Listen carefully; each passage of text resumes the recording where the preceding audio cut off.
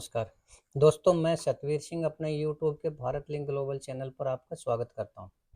दोस्तों, कल मैंने एक वीडियो देखी। वो वीडियो शायद 4-5 दिन पुरानी थी। ये उस टाइम की वीडियो थी जब मनीषा मामले में जो धरना प्रदर्शन था वो लोग जुटे हुए थे, वो आंदोलनरत थे। और उस आंदोलन में लोग इस हद तक मनीषा को न्याय दिलाने के लिए वो लगे हुए थे कि अगर उन्हें प्रशासन से टकराना भी पड़ता तो वो टकराने के लिए भी तैयार हुए थे।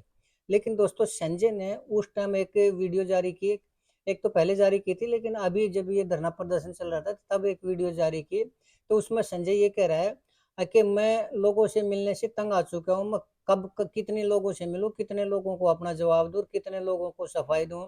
और ये जो लोग यहाँ पे ये अपनी राजनीति करने लग रहे हैं और मेरी बेटी की मौत के ऊपर राजनीति ना करें। तो दोस्तों, मैं एक चीज कहना चाहूंगा कि ये जो लोग, मान लीजिए ये राजनीति कर रहे हैं, मान लिया, लेकिन राजनीति करने के लिए भी वो लोग जो मांग कर रहे हैं वो क्या कर रहे हैं? क्या वो मनीषा के लिए मांग नहीं कर रहे? आप उनको पॉलिटिकली मान लीजिए वो आदमी किसी पार्टी से जुड़े हैं, लेकिन वो अपना काम धंधा छोड़ के आए थे तो वो मनीषा के लिए आए थे। वो संजय तुम्हारे लिए आए थे, और अब तुम ये कह रहे हो कि मैं लोगों से तंग आ चुका हूँ मिल मिल कर, वो लोग राजनीति ना करें मेरी बेटी के ऊपर। एक बार बताइए, अगर इस आंदोलन में कोई ऐसी स्थिति हो जाती कि जिससे प्रशासन का और समाज का टकराव होता, और उस प्रशासन के टकराव के में अगर समाज के कुछ लोगों के साथ कुछ हादसा हो जाता, कुछ आदमियों की जान चली जाती, तो उसके लिए कौन जिम्मेदार होता? क्या उसके लिए फिर संजय ये कह देता कि ये अपनी गलती से मरे हैं ये लोग, और मैंने कौन सा इनको बुलाया था, और मैं जिम्मेदार नहीं हूँ इस चीज के लिए? तो ये कहना कि ये लोग राजनीति करने लग रहे हैं, ये मेरे हिसाब में समाज के लिए एक ऐसा झटका है कि समाज की इंसल्ट हुई है, लोगों की इंसल्ट हुई है। और संजय ने जो कुछ भी किया है उसमें मुझे ऐसा लग रहा है कि वो शायद कहीं ना कहीं कोई ना कुछ गड़बड़ है मामले में, और वो उसने जो प्रशासन से समझौता किया है उसमें भी मुझे वो ऐसा लग रहा है कि कुछ ना कुछ मामला कुछ और है। लेकिन इसको दोस्तों, इस चीज को समझने के लिए थोड़ा सा हम कुछ और समझेंगे। अभी विधानसभा का 2-3 दिन पहले सत्र शुरू हुआ है। तो जैसे ही सत्र शुरू हुआ, पूरा का पूरा विपक्ष, चाहे वो किसी भी पार्टी से है, उसे एकदम सरकार के सिर पे चढ़ गया राशन पानी लेके ना। और उसकी एक ही डिमांड थी कि मनीषा के हत्यारों को पकड़ा जाए। और इस हद तक गुस्से में थे सारे पॉलिटिकल दल और जो उनके विधायक थे, कि वो किसी भी हद तक जा सकते थे। और वो बार बार इतने आक्रामक थे कि 6 बार विधानसभा का जो सत्र था उसको सस्पेंड करना पड़ा। लेकिन इसमें एक चीज और हुई दोस्तों, कि जब बार बार सत्र वो करना पड़ा, सस्पेंड करना पड़ा, तो मनोहर लाल खट्टर जी का एक बयान देखने को मिला मुझे। तो मनोहर लाल खट्टर जी एक ये कहने लग रहे हैं एक बयान के अंदर कि लोगों को नहीं पता, और मैं कुछ बताना भी नहीं चाह रहा, लेकिन हकीकत कुछ और है जो कि लोग नहीं समझ रहे, नहीं जान रहे। और ये एक पारिवारिक मामला है, और अगर कल को मनीषा का मामले का पटाक्षेप होता है तो उसमें परिवार के लोगों का ही किसी न किसी का हाथ मिलेगा। तो दोस्तों, ये मामला मनोहर लाल खट्टर जी ने जो कहा है, तो उसमें शायद ये प्रशासन ने कुछ न कुछ तो रिपोर्ट दी होगी मनोहर लाल खट्टर जी को। नहीं, वैसे तो नहीं कह सकते, लेकिन चलिए, अगर मनोहर लाल खट्टर जी की इसको हम एक पॉलिटिकल स्पीच भी मान लें तो इसमें थोड़ा सा हम विश्लेषण करना चाहेंगे। और तो उसके लिए जरूरी है कि एक बार हम पूरे घटनाक्रम को एक बार दोबारा से देख लें।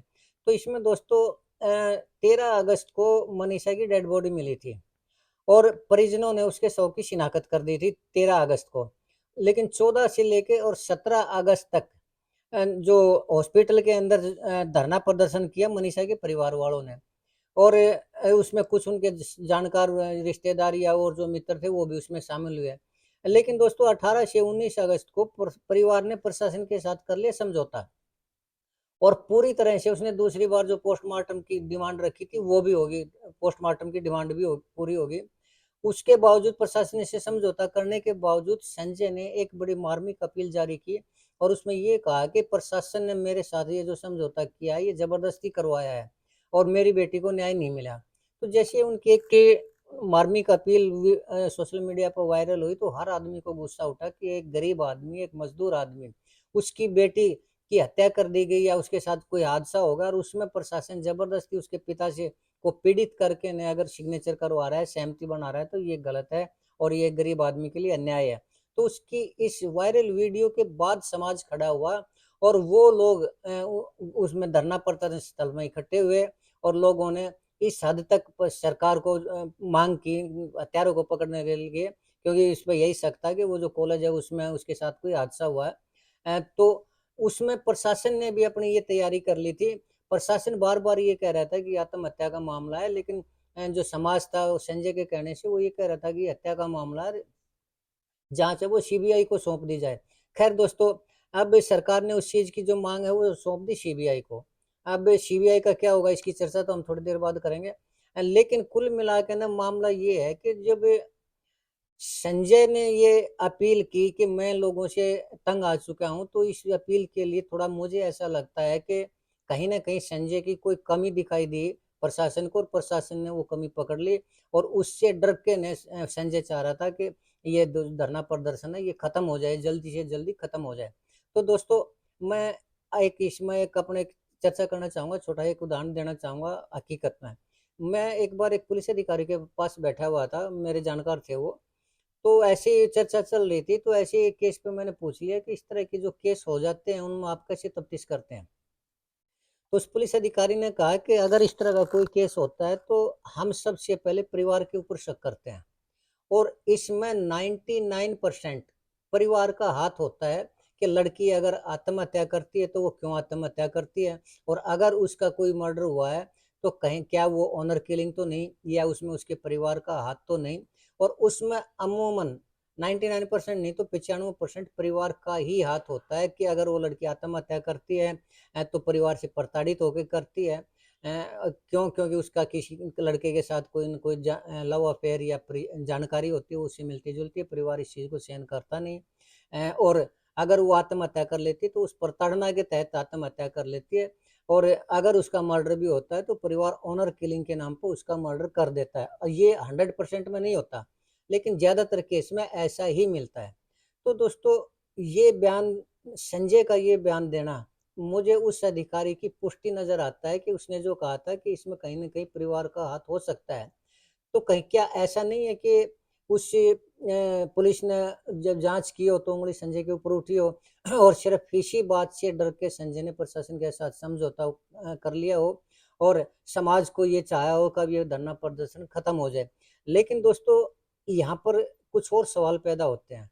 पहली बात तो ये है कि मैंने कहा था कि अगर उस धरने प्रदर्शन के अंदर अगर कोई बड़ा हादसा हो जाता तो उसकी जिम्मेदारी किसके ऊपर होती? समाज जो खड़ा हुआ था वो किसके लिए खड़ा हुआ था? ये पॉलिटिकल पार्टियों के जो नेता आए या कार्यकर्ता आए वो किसके लिए आए? वो सब मनीषा के लिए आए।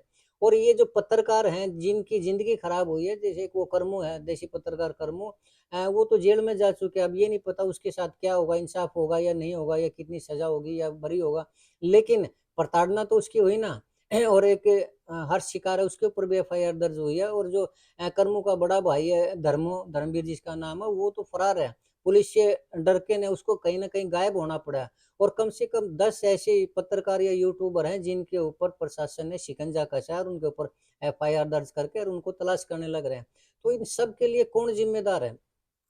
ये जो पत्रकार थे, ये अगर आप ये कहें कि ये अपने यूट्यूब के लिए आए थे या अपने उसके लिए आए थे, प्रसिद्धि के लिए आए थे, तो इसके पीछे दूसरी वजह एक और भी है कि ये सब आए थे मनीषा के लिए, मनीषा को न्याय दिलवाने के लिए। ये तो उन लोगों की सोच हो सकती है कि ये अपने यूट्यूब चैनल को चलाने के लिए आए थे, जो हकीकत नहीं जानते, और जो जिन लोगों को कोई काम धंधा है नहीं, खाम खाम एलिगेशन लगाने वाले लोग हैं, वो तो ये सोचते होंगे। अन्यथा ये सच्चाई है कि ये जितने भी लोग थे, भले वो कोई नए चैनल वाले क्यों ना, वो मनीषा को न्याय दिलवाने का उसका मकसद था।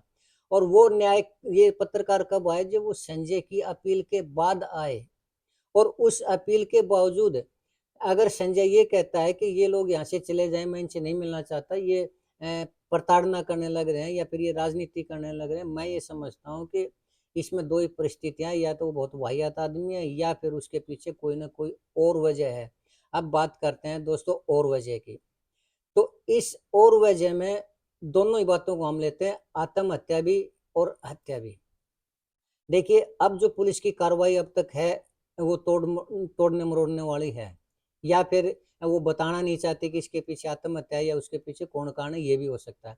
लेकिन पुलिस की कार्यशैली से ये तो हो ही चुका है कि पुलिस किसी न किसी को बचाने की कोशिश कर रही है। तो किसको बचाने की कोशिश कर रही है? यानी उस संस्था को, उस कॉलेज को। और उस कॉलेज के पीछे हाथ है जेपी दलाल जी का। अगर जेपी दलाल जी को बचाने की कोशिश कर रही है तो उंगली भी तो जेपी दलाल जी के ऊपर उठ रही है ना।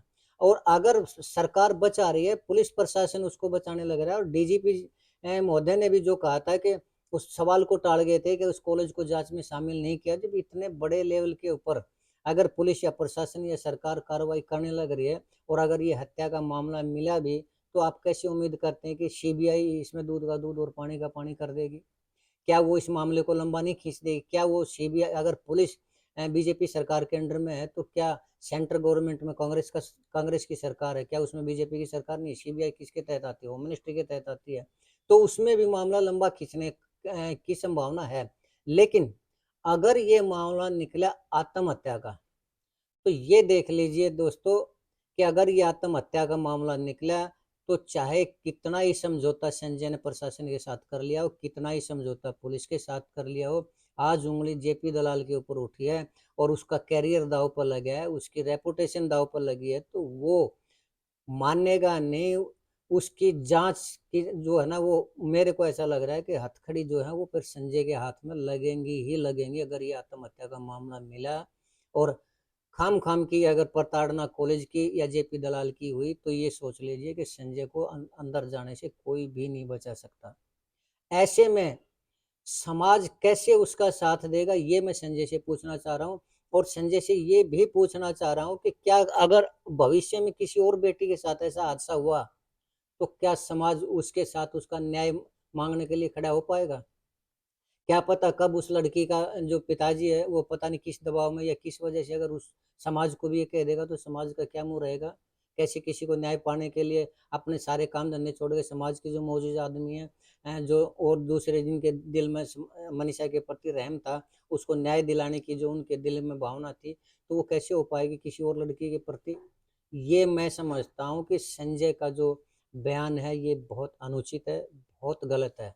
और अगर ये मामला निकलता है आत्महत्या का, तो मैं फिर कह रहा हूँ संजय जी, दोषी आप साबित होंगे, जेल जाने की तैयारी कर लीजिए फिर। चलिए दोस्तों, आज के लिए इतना ही। अगर आपको लगता है कि मैं ठीक कह रहा हूँ, तो आपसे मैं प्रार्थना करना चाहूँगा कि आप मेरे इस वीडियो को लाइक करें, शेयर करें और कमेंट करें दोस्तों। और अगर आपको लगता है कि मैं गलत कह रहा हूँ, तो भी आप कमेंट करें, जैसे आपने पिछली बार मेरा ध्यान दिलाया किसी एक फैक्ट की तरफ, दोबारा भी आप मेरा ध्यान दिलाए। और मैं यही प्रार्थना चाहूँगा करना कि शायद इसमें आत्महत्या का मामला ना निकले, तो संजय के ऊपर उंगली ना उठे।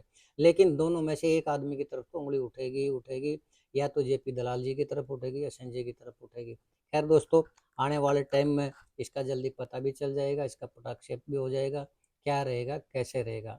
आज के लिए इतना ही। आपने मेरा ये वीडियो देखा दोस्तों, इसके लिए आपका बहुत बहुत धन्यवाद। और इसके साथ ही एक निवेदन करना चाहूँगा कि आप मेरे इस वीडियो को, मेरे इस चैनल को सब्सक्राइब जरूर करें दोस्तों, ताकि इसी तरह का जो विश्लेषण है मैं आपके सामने लाता रहूँ। इसके लिए एक बार फिर से आपका धन्यवाद। नमस्कार, जय हिंद, जय भारत।